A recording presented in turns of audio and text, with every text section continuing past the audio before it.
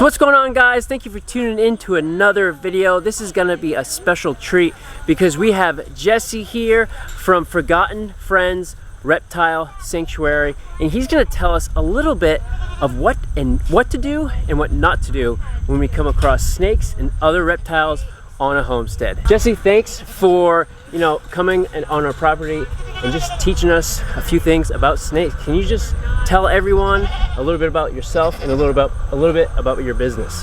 Yeah, hey guys, my name is Jesse Rothacker. So about 16 years ago, I started Forgotten Friend Reptile Sanctuary, and so we actually are environmental educators, and we're also an animal rescue just for snakes and lizards and turtles and alligators. And so we respond every year to hundreds and hundreds of people that are finding snakes in their property or finding snakes when they're out and about. And certainly if you guys are on a farm, you're in a situation where you have snakes all around you. Not only do you have them around you, but there are things you can do on a farm that are naturally going to be a snake magnet, that are going to increase the snakes that are coming all around your area. And there are also things you can do in that same way that can be a deterrent to keep snakes away. And so that's what we want to cover, guys. We're going to talk about what snakes are likely to be on your homestead, what snakes are likely to be around your homestead, and what things you can do if you're like me and you want to bring snakes closer to your house, or if you're not a crazy person and you want to keep snakes farther away from your house. We're going to cover some of those things. And then the snakes that are here, we're going to talk about which ones you want and which ones you don't want and how you know the difference. Awesome. Well, thank you so much, and let's take a walk around the property. All right, let's do it. Cool. And then actually one of the reptile forums we're on today for Pennsylvania reptiles, we're just talking about a snake called the black racer. And black racers, my reptile friends who love rattlesnakes, were complaining that racers are eating too many rattlesnakes. Okay. And so that could be a snake that you want on your homestead. If you don't want rattlesnakes and copperheads, you're going to want things like king snakes, milk snakes, and racers, because all of those guys actually eat venomous snakes. So you may want some of those harmless snakes, the racers, the king snakes, and the milk snakes. You may want those non-venomous snakes because they're going to help balance out your venomous snake population. Gotcha.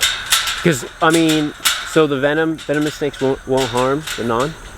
So if you have racers or milk snakes or king snakes, they have a natural immunity to pit viper venom. So North America, your pit vipers are your rattlesnakes, copperheads. Down south, the water moccasins as well. So we don't have water moccasins native here in Pennsylvania, but throughout the southeast and into the southwest, water moccasins are very common snake. Where if you have king snakes, racers, and milk snakes, they're going to put a dent in those venomous snake populations. And that the venom does not hurt those snakes. The racers, the milk snakes, the king snakes, they think pit viper venom is just like Chick-fil-A sauce. It's just a little bit of extra flavor. Well, cool. Well, we're out here on the pasture right now. Where would you go to find a snake? All right, so if you're looking at open pasture, okay guys, imagine you're a snake. If you're a snake and you're out in the open, almost anything can kill you. A goat steps on you, you're dead. A kid steps on you, you're dead. You have a spine that's about as thick as a twig. So if you're out in the open, you are scared, you're uncomfortable, you're not going to want to be there. So when we're out here in the pasture, we don't expect to see snakes way out in the open. We would expect to look for them on the perimeter. We're always looking around perimeters.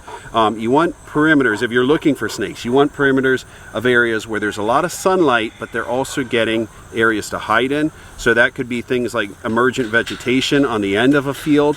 That could be things like rock piles, wood piles, debris piles.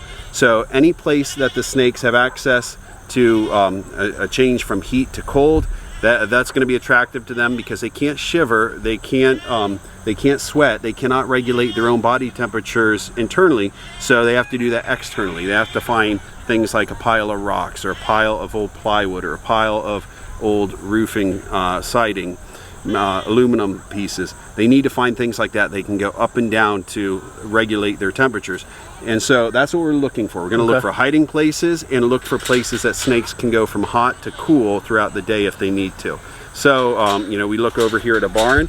One thing we always look for when me and my kids are out, we call them flippers. Anything that you can flip is a great place to start looking for snakes. So I see a couple flippers over here around this shed. So we'll flip some of the rocks, flip some of the boards, and see if we happen to find anything. Did you guys find something over there? A dead snake? Oh, cool. Dead snake, guys. Let's see what species we have. Dead snakes can tell us a lot. Oh yeah, check it out. That's a great find, guys. I found one of those one time. So let's take a look at this. what we have down here is a juvenile rat snake. So, see, I don't know if we can tell what killed that. Not sure, it might have just been pecked by a chicken. But if you get a good look at this, it's starting to smell, so I'm thinking this thing was dead for sure earlier this morning. It may have been dead yesterday. These things disappear really quickly. But the neat thing, okay, you see this pattern? Looks nothing like a long black rat snake that you'd see as an adult. This is a juvenile rat snake. This is how they come out of the egg. This is, I would guess, a hatchling from 2019. I think he's a little bit too big to be a 2020 hatchling, although he might be an early 2020 hatchling. And by the time he reaches about 20, 30 inches, somewhere in that range, all those black patterns, all the black saddles are going to disappear because all of his gray background becomes black. And so then this handsome little guy like that is going to look like a solid black snake. You're only going to see the handsome white chin. So remember, when you find dead snakes like this, that's actually really cool. Science people love that because it's an indicator, tells you what kind of populations you have here. Check a couple of flippers over here, see if we see anything. So when we see things like these rocks, those are always things we're going to flip. You see here neat spiders and caterpillars and ants. Nothing really good. If you want to attract snakes, we usually put some little rocks underneath that, like that, just to create a little bit of a crevice that snakes can hide under. If you don't want to attract snakes, don't do that. Let's see what else we have here. So these are what we call flippers. Good flippable rocks. Anything we can flip. Even things like this plywood, that could be great. We're just going to double check, see if there's anything around here. Here, hop off of the skid. We're going to flip the skid. All right, we don't see anything yet, but well, the more you flip, the more you find. What about like along the creeks? That's what I do. I'd walk the perimeter, see what we find. So if you have the creek here, you might have water snakes here. Look under Helen. Water snakes are in just about every creek, whether it's like the Susquehanna or creek that you can hop across. The lesser. Oh, check this guy out. There you walk go. right over. Oh, Whoa! Fire mantis. So this is always fun, guys. Sometimes when you're looking for snakes, half the fun is the other stuff you find. So we walked right over this praying mantis, and he's in there saying his Hail Marys and whatnot. Who else wants him? I don't want to get bitten by him again. You want to hold the did he big, bite you last giant time? Snake, He but bite you don't one. hold the praying mantis. Yeah, you'll hold a snake, but not that. Yeah, who wants this guy? No. Glorified grasshopper. I know. These guys, I think they're invasive from Asia. I think we do. I forget. Just about everything is invasive from there. Yeah. Burmese pythons are from there. The spotted lanternfly are from there. Carp are from there. We found some snake skin over here, so we're going to go pick it up, see if we can tell what pattern it is. Let me step in front of you guys, okay? I'm going to see if I don't go completely under the mud here. So guys, of course, anytime that you are in snake habitat, a good indicator of the snakes there is going to be the snake skin that you find. And so here we have a nice headpiece. We'll be able to see on here. See, we get a close look here. If I can pull that off. And see if we get a good look at the head shot of this snake. You can see the eye caps on the snake are right in there. So you can see a nice look at his face, just like that. So I'm going to take a look at this guy. From the pattern that I see there, I'm not 100% sure what we're looking at, but I'm going to guess that could be a northern water snake. I'm not 100% certain there, but I'm thinking this could be northern water snake. You see there's some darkness in there, so it shows some pattern, some melanin. We're going to show you another picture that we have of a copperhead shed skin that it was pretty clear it was a copperhead, but many times you can rule out some species. You'll look at a snake skin, you'll know it's at least not a rattlesnake or not a copperhead, even if you're not 100% certain what it is.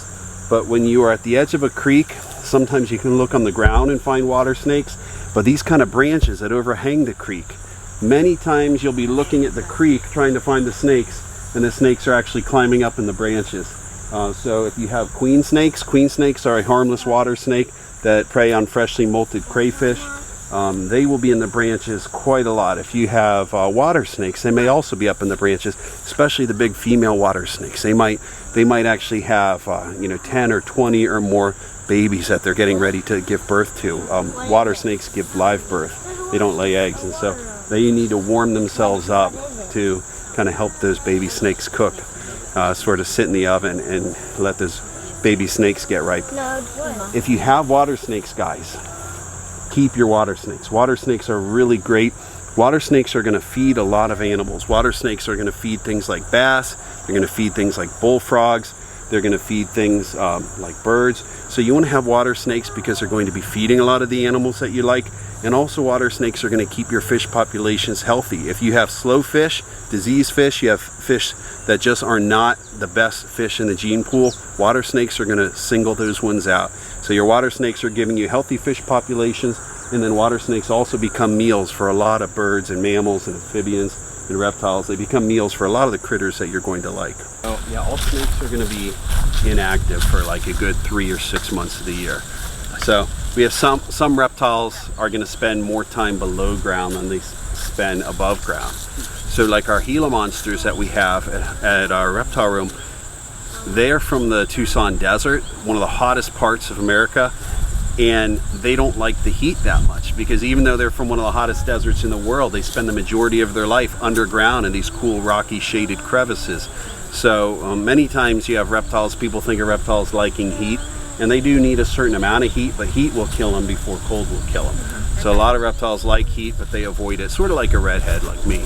I like the heat, but if I spend too much time in it, it doesn't end well. So what we're finding is all the snakes that we'd expect to find here are here. And many times if you're trying to figure out what kind of reptiles you have, you just consider the habitat that you have. So you do have rat snakes for sure, we found one. You do have garter snakes for sure, we found one. You do have water snakes. We found the shed water snake skin right in the creek. So you're definitely having the snakes I'd expect to find here. If I had to guess from knowing what snakes are here, from seeing the lay of the land, I think you probably have milk snakes, you might have racers, you most likely have ringnecks. So there are a bunch of snakes that you for sure have here. There's some snakes you may have here. Getting into copperheads and rattlesnakes, I don't think you have rattlesnakes here, but I know there are populations of timber rattlesnakes not far from here. So I'm not going to rule out that occasionally you might have a male rattlesnake, which may travel 5 miles from the den every year. So the males will disperse up to 5 miles for that species, which is very far for a reptile. Where you have birds and mammals that'll actually travel sometimes dozens of miles, hundreds of miles. They'll have a very wide range. Reptiles have very small ranges, typically a square mile, maybe a couple square miles.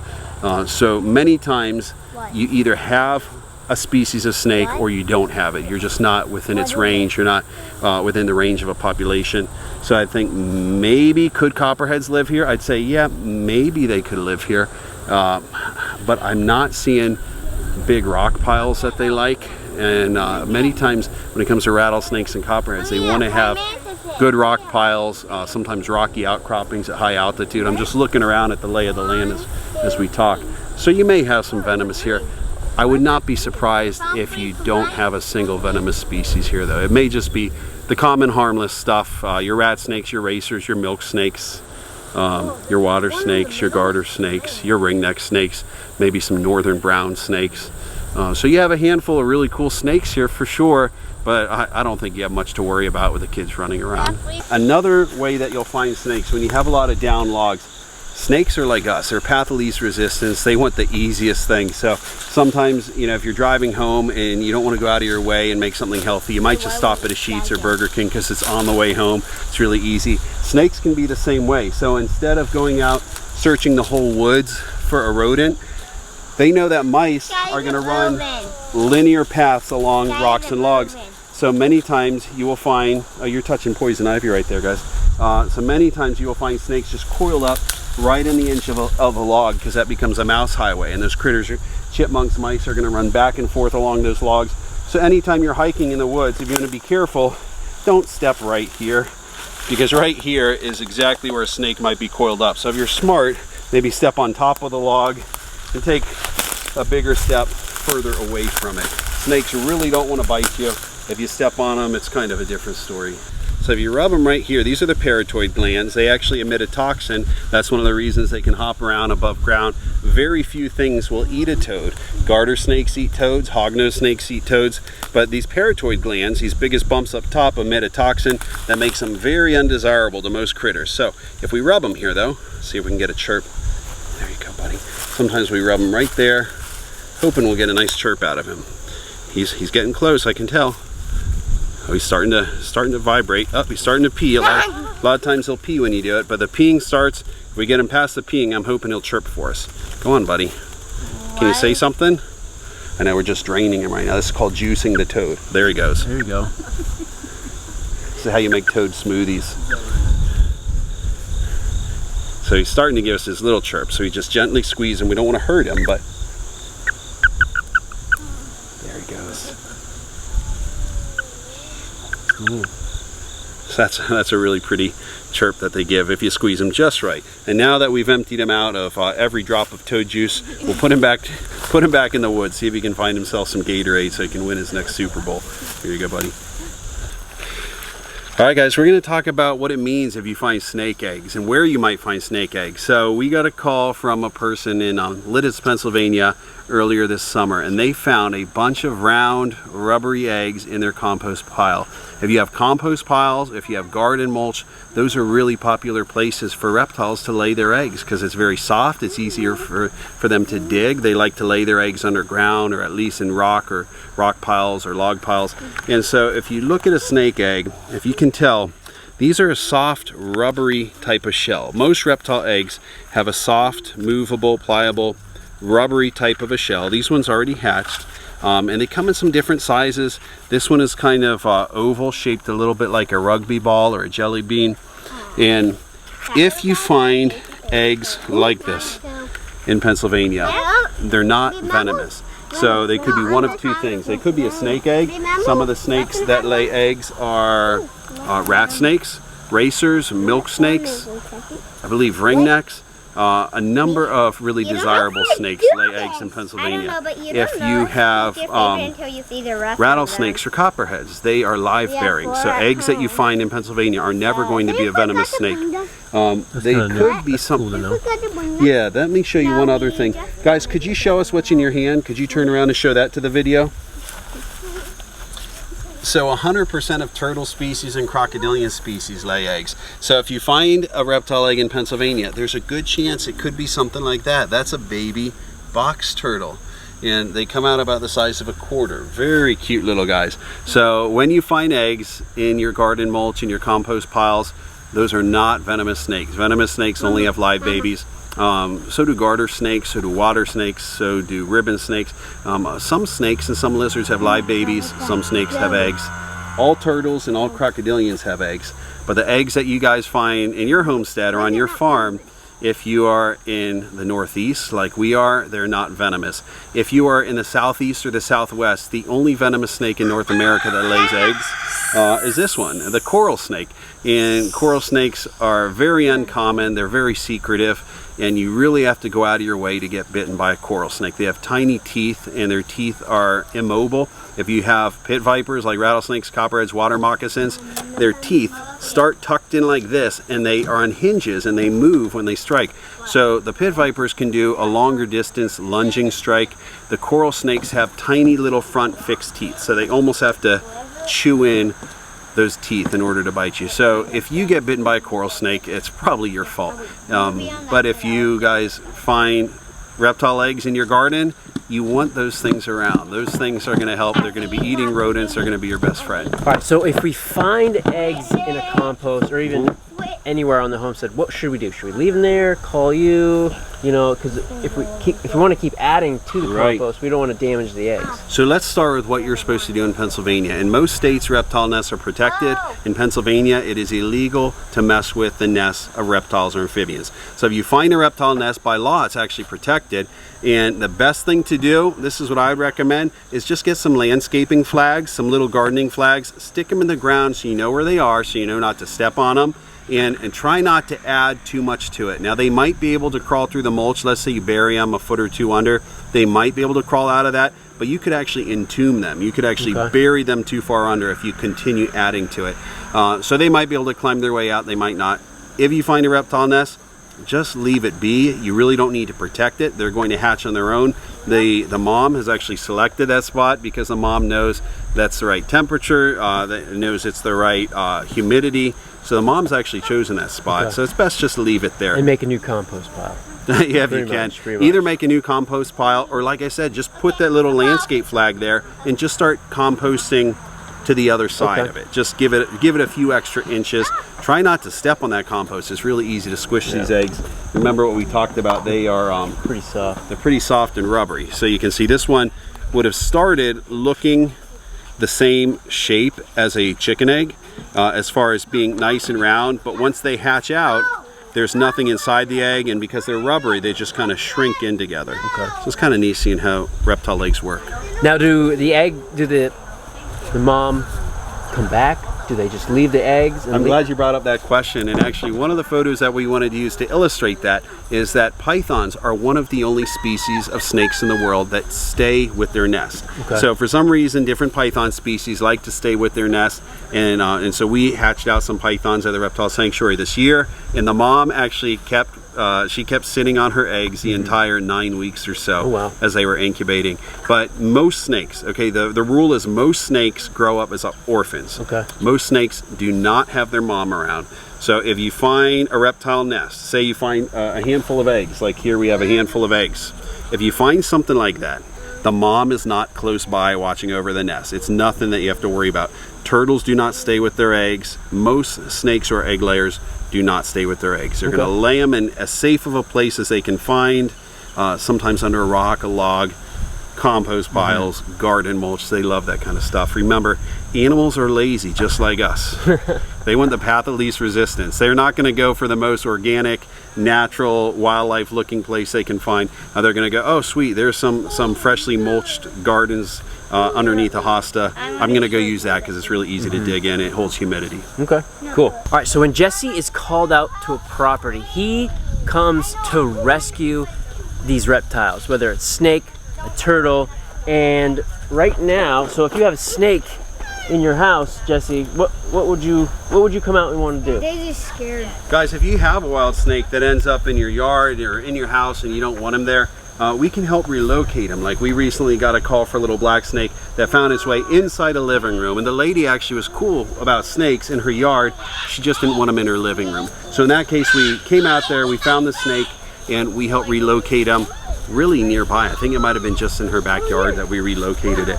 But if you have a snake that ends up in your yard, make sure this guy doesn't go in a hole. So if you have a snake that's in your yard, if you have a snake that's in your home, climbing up a tree. Maybe you just have a snake that is on your porch and you just don't want it on your porch. I want to show you some easy ways to handle a snake that are going to be safe for you, safe for the snake, and can also discourage the snake from coming back. So let's say you have snakes that are hanging out on your front porch. Well, if you're like me, you want that. You love having snakes in your front porch. We actually do some things to encourage snakes on our front porch. But if you don't want a snake on your front porch, we'll show you how to make sure that they don't stay there. Get a shot at this guy. He just went from the ground and he's going straight up the tree. If you are a rat snake, you don't need an elevator, you don't need a jetpack. You just climb straight up the surface of just about anything. Look at him climbing up there. Get a shot of me next to this snake so people can see. This is a snake. Look at him, guys. So I'm about 6 feet. This snake is just climbing up here, almost double my height already. Gonna have to grab him before we lose him. Woo! We got him. Daddy, look at me. We lose more good rat snakes that way. All right. So these are wild snakes, not pets. Yeah, this is a wild rat snake. And possibly injured, right? Yeah, they could possibly. We get called out for a lot of trapped wildlife. Like we will help sometimes with snapping turtles or snakes that they might end up in a window well. They might end up trapped in a house or in a basement. The owners don't know how to get them out. So I want to show you a quick demonstration, an easy thing you can do, guys. If you have a snake that ends up on your porch, let me show you how easy it is to help move a snake, and to also to move them safely so that you guys don't hurt the snake and so you don't get bitten. Now guys, if you're like me, you probably own multiple snake hooks, collapsible snake hooks for traveling, all kinds of snake hooks, and you can see a snake hook is a really easy way to move a snake, but not everyone owns a snake hook. So I want to show you how you can deal with a snake. If you don't own a snake hook, look how nice it is using a snake hook to move a snake. You're keeping the head on that side of the hook. He can't reach you. It's supporting his weight. So it's actually a very easy way to handle the snake. Of course, if he comes near you, you could always let him bite your face. That could be interesting if he bites the face. All right, so now let me show you without the snake hook what we're going to do. Who wants to hold my snake hook for me? I don't. I have a snake. Oh yeah, you already have a snake on you. All right, so don't step on this snake, guys, because I'm going to show you the tool that everyone does have. A broom. All right, guys, you see the snake is quickly moving? Yeah. Imagine you don't know what kind of snake it is. As far as you know, it could be venomous. You don't want to get that close, so you just use something like a broom. It could be your kitchen broom, it could be a push broom. Watch how effective this is, guys. You see how that's moving the snake away? If the snake wants to stay here, if he gets mad, if he does want to bite, see how he's giving us the S curves? Look at that, guys. We're getting the defensive behavior I wanted. So you can manipulate the snake. You can get him to move different ways. Look at him going. We're getting some bluff strikes there. Do you see that bluff strike? He's doing that to show you he means business. Now, if he's biting anything, he's not biting us. He's biting the broom. And so now we can just make him go any way we want. If we get him with the bristles are not really going to hurt him. So it's a safe way for the snake, safe way for the people. Helps when you don't have children walking all around. But if you're just one person trying to move a snake, just get your kitchen broom or get a push broom and you just gently move him that way. And that'll help move him along. And now that he's upset, I'm going to see if I can get him to bite me. This is always fun if we can make him bite me. Just to show, see if we can get him to bite. There you go, buddy. So, sometimes I can get him to bite. He's almost doing it. See if I can get him to bite. I'm trying to make him bite just to show you that it's really not a big deal if you're bitten by a non-venomous snake. And he might not bite us today. Maybe he will. Hey, come here, buddy. He's such a happy camper. I can't actually get him to bite today. But that's just a good reminder, guys. If you run into a snake, if you don't want him in a certain area, some people really like snakes in their barn. So just tolerate him, leave him alone, and he won't hurt you. But if you don't want him on your front porch, if you don't want him in your house, you don't want him in your barn, just get out a broom and gently move him with that broom. Oh, did you see that? I got a little bit of a nibble on the finger. You can't even see anything there. He didn't even draw blood. All right, guys, now our next trick, we're gonna take two of these snakes and we're gonna see if either one of them is hungry. You guys ready to see if either one is hungry? All right, guys, we're gonna try doing a feeding demonstration. We're gonna try two different foods. We're gonna see if we can get a good response out of either snake with either different food. So let's try our food number one. All right, pizza. We're gonna see what the snakes think about pizza. Here you go, guys. Would you like some? So far, we're getting no response from this rat snake. See this rat snake who's down there in the grass? He's moving, but he's not eating it. All right, we're not getting any response from the snakes. Let's try it with Jesse Rothhacker. Let's see. Okay, it worked really well on me. Did not work on the snake. I'm gonna try something else. I don't know if we can get them to eat, guys, because they're out in the open. They could be really stimulated, so they might not eat. Try taking a step back to see if these guys will eat A rat. This is a mouseicle. This is a frozen mouse. It's been thawed out, so they might decide to eat it. I'm hoping they might. They're probably so stimulated, they might skip on it. Try throwing it down here, see if we can get him to eat. Here you go, buddy. He's got a lot going on. He might be too excited to eat that. Right, so we're gonna lay that one down. Now we're gonna try the white one over here. See if this guy wants it. Here you go, buddy. This guy is our great hope because he eats almost everything. He's looking like he wants to eat it. Look at that, guys. So he took it right out of my hand. I felt a couple teeth on my finger. You can usually get them to eat their first choice fairly easily. Oh, look at him going there. Are you rolling on him? Yep. Okay. We'll get him to go. Come on, eat it. Take it. There he goes. And he did it. Look at him going there. Good job, buddy. His second. That's good hook practice over there, Weston. The strike was awesome. There's an ant on that rat. Oh, look at the ant on the end there. He got bitten by a bee or stung by a bee? No, the one rat snake ended up nipping him. So guys, this is why you want snakes around your barn. If you guys have mice and rats, if you have other farm animals, they're going to have feed. That's going to attract rodents. Look, in just one sitting, we have this one single snake here is easy housing 3 or 4 mice in one sitting. Now imagine, guys, he's doing that for you all year long.